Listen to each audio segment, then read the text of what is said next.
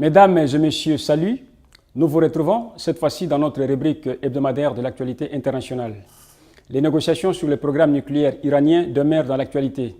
La semaine qui s'achève n'en fait pas exception. Les bras de fer entre Téhéran et l'Occident remontent en 2003, année à laquelle l'Agence internationale d'énergie atomique a découvert en Iran des vestiges d'uranium enrichi. Depuis, les puissances mondiales ont lancé un ultimatum à Téhéran, l'accusant de mener des activités à des fins militaires. Dans quelques instants, le détail. Poursuivant les négociations, un accord provisoire a été signé entre la République islamique d'Iran et les 5 puissances mondiales plus 1, c'est-à-dire les États-Unis, la Grande-Bretagne, la France, la Russie et la Chine populaire, auxquels s'ajoute l'Allemagne. Les deux camps, ayant décidé de reprendre les négociations sur le programme nucléaire iranien, se sont retrouvés à Vienne. Les pourparlers ont encore échoué en Autriche. Aucun accord n'a été signé dans le délai prévu qui a expiré le 24 novembre dernier.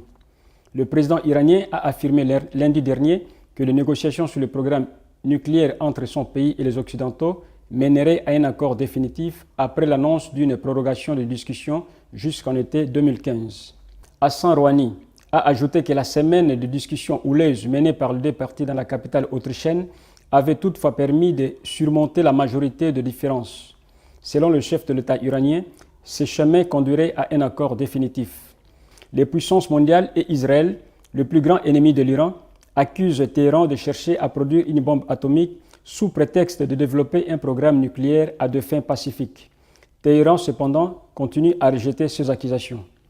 Bien que les ministres occidentaux et celui d'Iran aient quitté l'arène de négociation à moitié déçus, les deux parties sont quand même convenus de poursuivre les négociations jusqu'au 30 juin 2015, prolongeant donc à nouveau l'accord de Genève.